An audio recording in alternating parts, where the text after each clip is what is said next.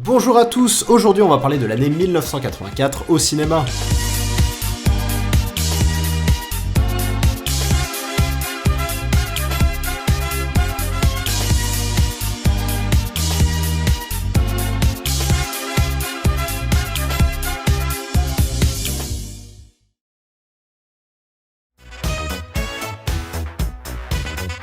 Ok, alors niveau sortie pour la première fois, et hélas pas la dernière, côté français c'était vraiment pas fou. Il n'y a pas vraiment eu de succès commercial ou critique, seulement des films plus ou moins corrects mais assez rapidement oubliables. On peut quand même noter les sorties de Marche à l'ombre, L'Asmala, Joyeuse Pâques, Canicule ou encore Les Ripoux qui sans être excellent reste sûrement le meilleur film français de l'année. En revanche, il y a un truc super efficace, c'est celui-là, tu vois.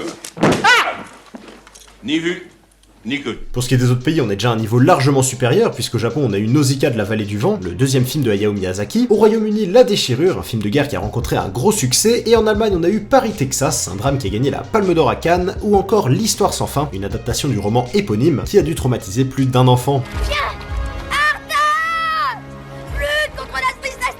Bref, on en arrive donc au cinéma américain, et alors je me suis pas encore spécialement penché sur les autres, mais je me demande si c'est pas une de ses plus grandes années. Honnêtement, je sais même pas comment autant d'excellents films ont pu sortir en l'espace de 12 mois. Terminator, Il était une fois en Amérique, Indiana Jones et le Temple Maudit, Gremlins, Amadeus, Vendredi 13 3, Footloose, SOS Fantôme, Les Griffes de la Nuit, Police Academy, Purple Rain, Dune, Le Flic de Beverly Hills, Karate Kid, ou encore l'excellent Top Secret, dont j'ai déjà parlé dans ma vidéo sur Batman Forever, et qui est une comédie bien trop méconnue des Zaz. Alors, réaliser des films Zaz. Alors non, pas celle-là évidemment, moi je parle des Zaz, un trio de réalisateurs à qui on doit bon nombre de chefs-d'œuvre de l'absurde, et notamment toute la série des Y-a-t-il. You ever been in a cockpit before?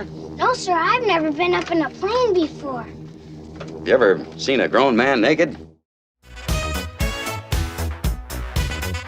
Bon, du coup, vu tous les chefs-d'œuvre qui sont sortis cette année-là, on pourrait se dire qu'au niveau des Oscars ça a été plutôt serré, mais visiblement non, vu que sur les 19 récompenses, Amadeus en a gagné 8 et La Déchirure en a gagné 3. Pareil pour les Césars, vu l'année qu'on a eu, c'était pas évident d'en faire sortir un du lot, du coup sur les 19 récompenses, Un Dimanche à la campagne et Les Ripoux en ont gagné 3 chacun, et les 13 autres ont été répartis sur une dizaine de films, dont Amadeus d'ailleurs, qui a gagné le meilleur film étranger. Then you liked it. You really liked it, sire. Well, of course I did. It's very good. On en arrive donc aux Razzie Awards, et comme en 1983 un film va tout rafler, Boléro, qui sera récompensé 6 fois, mais j'aimerais attirer votre attention sur un tout autre film qui lui n'a été récompensé que 2 fois, Le Vainqueur. Et alors, à votre avis, que raconte le film?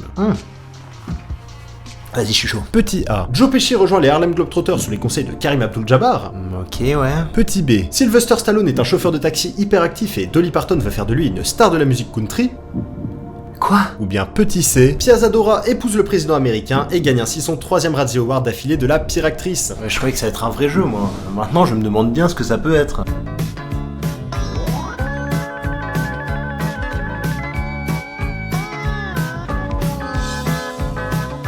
Mais attends, mais pars pas, il a pas chanté encore. But wiser you created a monster and they call him Frankenstein.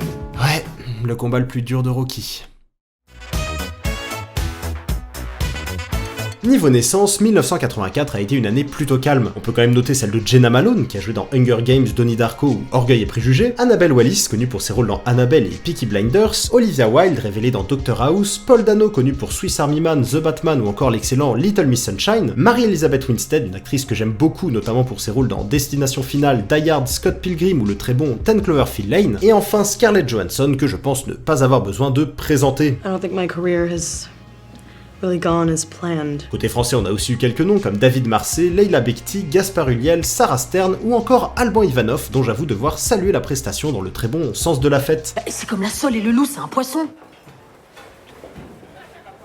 Le loup, c'est un poisson. Pour ce qui est des décès, c'est en 1984 que nous ont quitté Oscar Werner, qui interprétait Jules dans Jules et Jim de François Truffaut, James Mason, un des plus grands acteurs britanniques du XXe siècle, William Powell, la star hollywoodienne des années 20 et 30, Jackie Coogan, révélé à l'âge de 7 ans dans Le Kid de Charlie Chaplin, Bob Clampett, une grande figure de l'animation à qui on doit les premiers dessins de Mickey Mouse et des Looney Tunes, Richard Burton, un acteur gallois marié à Elizabeth Taylor, mais aussi John Eric Exum, une star montante de série américaine qui s'est tué à 26 ans sur un plateau en jouant à la roulette russe avec une arme chargée à blanc. C'est pas malin! Sinon, côté français, il y a eu très peu de décès, mais ils font quand même assez mal, puisqu'on a perdu Michel Magne, un compositeur à qui on doit notamment les musiques de Fantomas et des Tontons Flingueurs, mais surtout François Truffaut, un réalisateur, scénariste, acteur et critique français, figure majeure de la nouvelle vague, dont vous connaissez sûrement le premier film Les 400 coups, qui est considéré par beaucoup comme un des plus grands films français de tous les temps.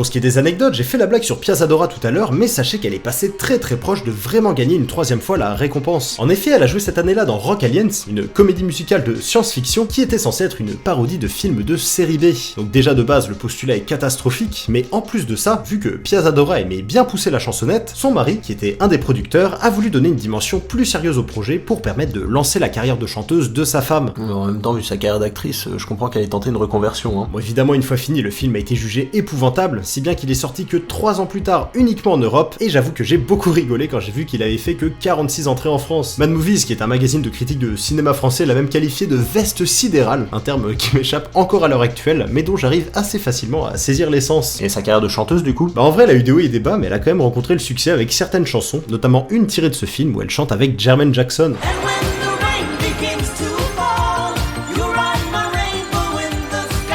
Pour rester dans la musique, c'est en hommage au film Paris, Texas que Charlene Spiteri, une chanteuse écossaise, appellera son groupe de musique Texas, groupe qui rencontrera un gros succès en 1989 avec la chanson.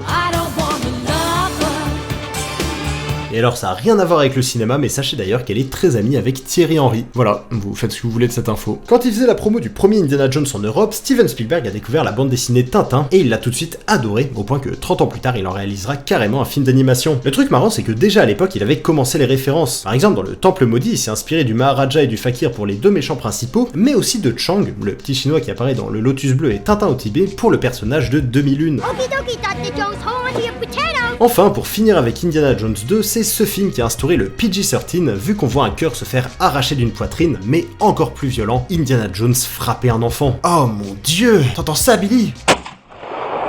Quelle indignité. Dans un autre genre, j'en avais déjà parlé dans une ancienne vidéo, mais les circonstances dans lesquelles Johnny Depp a eu son tout premier rôle au cinéma dans Les Griffes de la Nuit sont assez originales. Alors qu'il galérait avec ses projets musicaux, une amie lui présente le jeune Nicolas Cage, avec qui il va se lier d'amitié, et qui va lui conseiller de devenir acteur. Lui n'en a pas trop envie, mais il doit payer les factures, du coup il accepte de passer l'audition pour le film, et 40 ans plus tard, on voit le résultat. D'ailleurs, s'il a eu le rôle, c'était visiblement pas forcément grâce à son jeu d'acteur, mais aussi parce qu'il a un peu tapé dans l'œil de la fille de Wes Craven, le réalisateur du film. Et hop, il l'a emballé.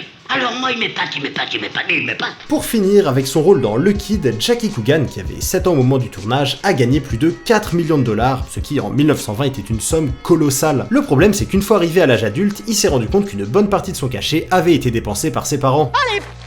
Du coup, il leur a fait un procès qu'il a gagné, et cette affaire juridique a donné naissance au Coogan Bill, renommé aujourd'hui California Child Actors Bill, qui en gros est une loi qui oblige les parents à placer une partie de l'argent de leur enfant sur un compte d'épargne, et à recevoir l'autorisation de ce dernier pour une quelconque utilisation, sans quoi ils commettraient un acte répréhensible par la loi. Un vol quoi. Les malappris, les sacripants, les enculés, les La pédés, douleur t'égare, Thierry. Voilà, c'est la fin de cette vidéo, là je vais partir en vacances, donc je vous donne rendez-vous un peu plus tard que d'habitude pour parler de l'année 1985, et en attendant, je vous conseille de regarder tous les films dont je vous ai parlé, surtout les américains, parce qu'encore une fois, ça a été une année de folie. Fuck you, asshole. Bref, sur ce, je vous dis au revoir, et à bientôt.